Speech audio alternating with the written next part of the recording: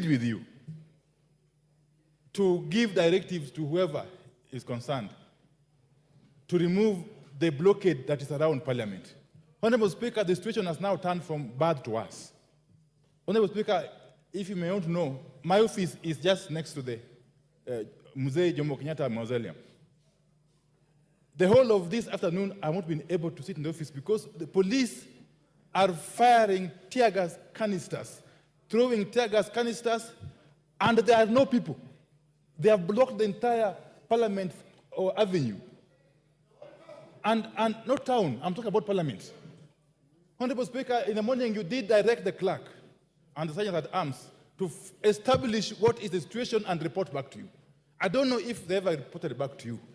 I am not concerned with whatever else is happening for now. But my concern is that Parliament has been blockaded.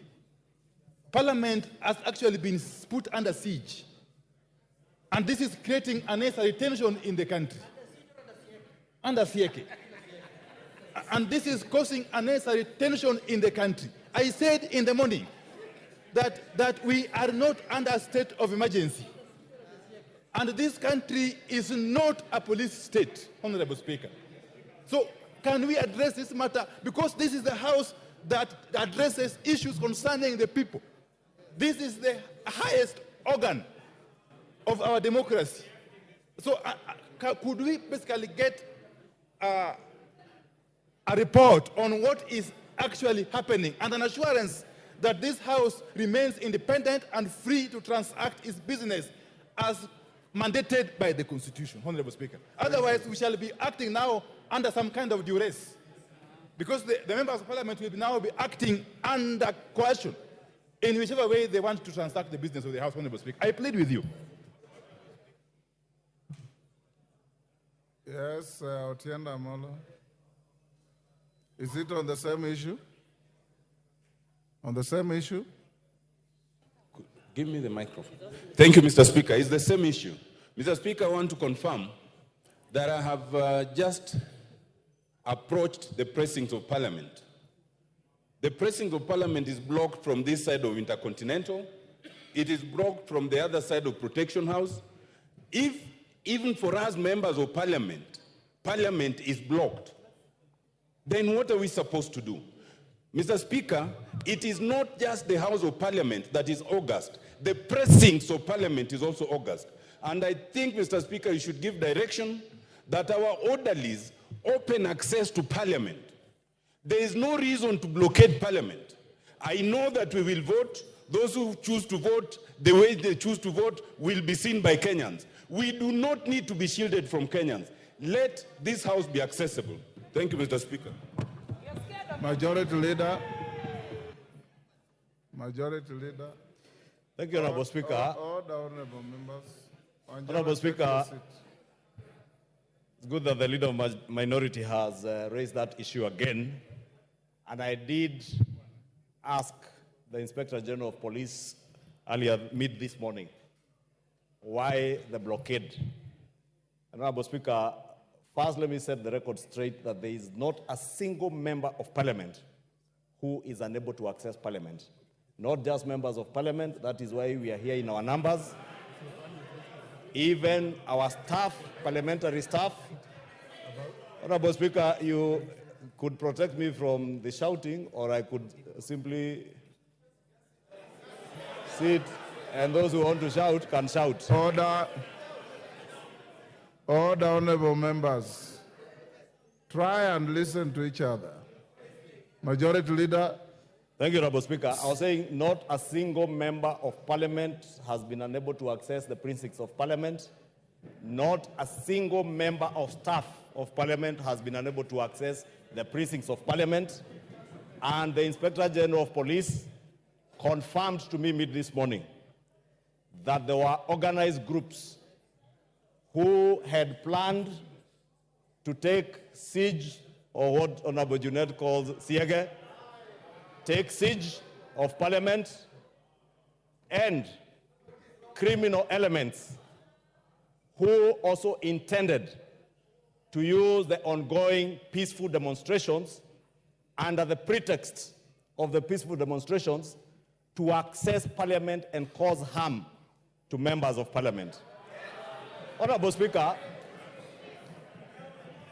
I said it is good the leader of minority has raised this issue, because at the end of the day, if any one of you or any of our staff members gets harmed in any way, we will point fingers at the same police officers whom we have bestowed the responsibility of ensuring our safety, Honorable Speaker. It is indeed true, Honorable Speaker. Order. He is responding to a point of order. Order. Order, Babu. We not take your seat. Take your seat. It is me to rule whether he's out of order or not you. Order, Babu Wino. Take your seat.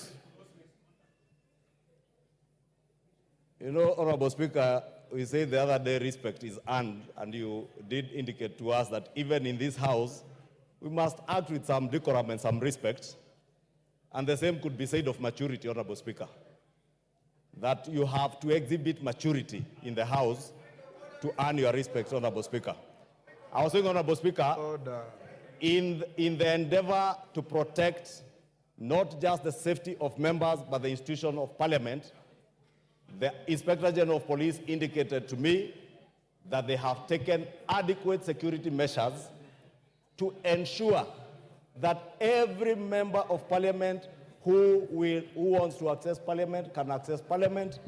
Members can vote willingly, not under coercion, not under duress, to vote willingly, either for or against the finance bill that we are coming to vote. And Honorable Speaker, just in relation to what Honorable Tiende Amolo has said, it is true, we know the kind of intimidation that has been out there. But none of these members in this House is here as a coward. They are here to exercise their mandate as bestowed on them by the Constitution of our Republic, Honorable Speaker, and they will vote willingly. They will not be coerced by anybody. The police are not here to tell you how to vote. Let them do their work, and let us do our work from inside Parliament. Those who want to shout and excite crowds outside there like Babu Owino, they could do so. Or they could go parade themselves with the people parading themselves outside there. Order. But not in this chamber. He must behave in a mature way, not the indecent, immature, imbecile manner he behaves. Order. Order, honorable members. Babu Wino, take your seat. Order, Angela. Order, members. Order, Honorable Angela. Order. Honorable Angela, I will not deny you the right to vote on this bill by sending you out. Remain here and vote. Honorable members, I know that's what you are soliciting, and I will not give it to you. Order, honorable members. Honorable members, each and every one of you has the right to be in this House to represent the people who send you here, to legislate for this country, and to oversight the executive. In coming to this Parliament, nobody, and I mean nobody, has any color of right, either in law or in fact, to prevent you from coming to do your duties. Seeing how many we are here, it is testimony to the fact that you came in freely. Secondly, the grounds of Parliament, as stated by Senior Counsel Otiende Amolo, are hallowed grounds, are protected grounds. And that's why no member can be arrested or served with any court summons or processes within the precincts of Parliament. You are protected to that extent. Beyond the precincts of Parliament, The Speaker and the administration of Parliament have no jurisdiction. Our jurisdiction is here in the chamber and within the precincts of Parliament. I instructed the majority leader after Honorable and I raised the issue to get in touch with the police and speak to the Inspector General and bring him to the attention that whatever law enforcement activities going out there should not in any way interfere with your legislative work. And I've been in this precinct since 6 a.m. this morning. No single member has come to me to report of any prevention or harassment or interference in coming to their work. If I got any information or report, I will act on it. 20 minutes ago, I had a meeting with the Sergeant at Arms and his team to ask them if they have any report on security issues around Parliament.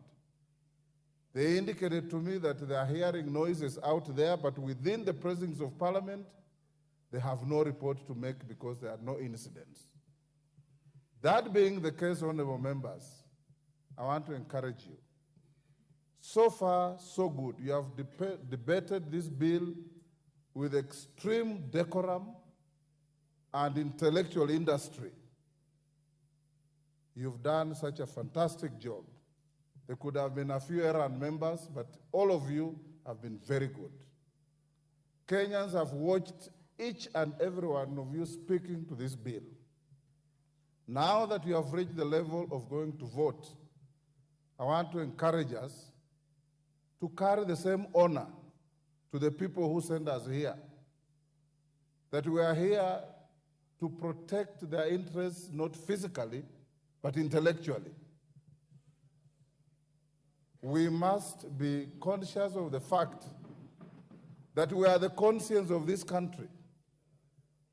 And being the conscience of the country, our conduct must constantly have in mind the fact that whatever we do here can have negative or positive consequences on the public out there. So we are going, Order Wanjala. Order Wanjala. Having said that, I want to encourage members that there are still several members who want to speak to this bill. I promise that I'll give you 1 hour this afternoon. There is a small ruling I'll deliver on the issue that was raised by the minority leader. I'm waiting for it. I had just made some corrections. When it comes, I'll stay the proceedings and give that ruling in just 3, 4, 5 minutes. So we'll go on for 1 hour. After 1 hour, we will call the mover to reply, as we had agreed. Order. We'll call the mover to reply. Upon replying, we'll go to the vote. If the equipment in front of you is working, we'll do an electronic vote. Order. Honorable Robert Mbui. You are normally more orderly than you want to be today.